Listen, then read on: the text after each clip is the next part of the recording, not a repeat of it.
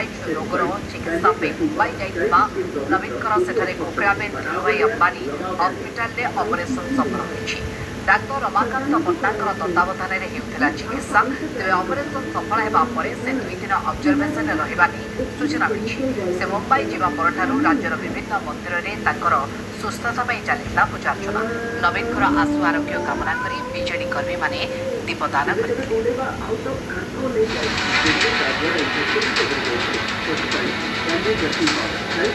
नवीन सफल अस्त्रोपचार शेष होइछि। विरोधी दल नेता Naveen Patnaik cervical arthritis operation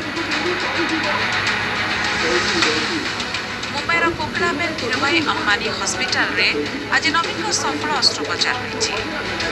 विशिष्ट डाक्तर रमाकांत पट्टनायक तत्वावधान में ऑपरेशन सफल होइछि। नवीन स्वास्थ्य परामर्शदाता डाक्तर पट्टनायक कहते महाप्रभु श्री जगन्नाथ आशीर्वाद नवीन पट्टनायक सफलतार सहित ऑपरेशन होइछि। सब भल अच्छी। ऑब्जर्वेशन में 2 दिन रहिबे नवीन, तापरे रूम में 3 दिन रही हॉस्पिटल डिस्चार्ज होइछि। Kokilaben Dhirubhai Ambani hospital spine specialist विशेषज्ञ डाक्तर राजशेखर नवीन ऑपरेशन करिसेंती। एशियन हार्ट इंस्टीट्यूट विशेषज्ञ माने भी ऑपरेशन थिएटर रे थिले। 2 घंटा धरी ऑपरेशन चलिथिला। 5 ରୁ 7 दिन पर स्टिच खोलिबो बोली डाक्तर रमाकांत पट्टा कहिसेंती। मेन ऑपरेशन जो होता है 2 घंटा से कम था। सारा ऑपरेशन सक्सेसफुल हो गया। अब यहाँ ऑब्जर्वेशन में है, पूरा होश आ गया है, पूरा अच्छी तरह बातचीत कर रहे हैं सबके साथ। सब अभी 2 दिन ऑब्जर्वेशन रखेंगे, उसके बाद रूम पे भेजेंगे और उसके बाद 5-6 दिन में डिस्चार्ज करेंगे। अभी तक ऑपरेशन बहुत अच्छा हो गया, सब कुछ ठीक है। एपटे नवीन आशु आरोग्य कामना करी राज्यर विभिन्न स्थान में पूजार्चना सहित दीपदान करिसेंती दलीय नेता कर्मी और शुभेच्छुक। दृश्य हूँ भुवनेश्वर लिंगराज मंदिर। बीजेपी कर्मी नवीन शीघ्र सुस्थ कामना करी दीपदान करिसेंती। दीपदान पूर्व मंदिर भितर को जाई प्रभु लिंगराज को पूजार्चना करिसेंती विधायक, पूर्वतन मंत्री, कॉर्पोरेटर एवं कर्मी। सेबड़े कटक, रायरंगपुर, बलांगीर, आस्का, सालेपुर, कंधमाल, चंडीपुर, चंद्रपुर आदि स्थान में बीजेडी नेता कर्मी नवीन को भल पाउवा लोके सुस्थता विभिन्न मंदिर में दीपदान करिसेंती तो किए अखंड दीप जली मुंडिया मारिसेंती।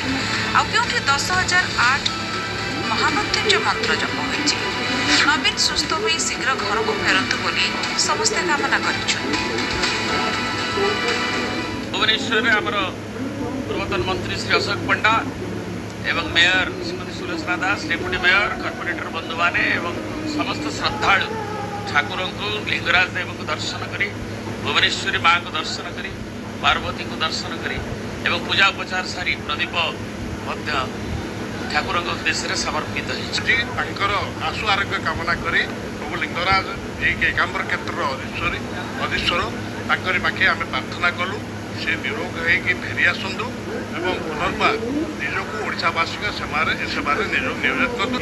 आमर समस्त लोकर साधारण लोकर पूजा आज बाबा बुखारी पाखे आम चादर चढ़ई सुस्थ होकर दुआ केमी ओडिशा को जल्दी फेरी आसवे। बाबा बुखारी पाखे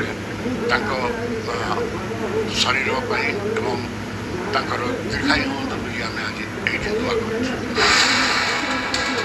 नवीन चिकित्सा मुंबई जावा पूर्व मुख्यमंत्री मोहन चरण माझी सुस्थता कामना करथिले। Bureau report news 7।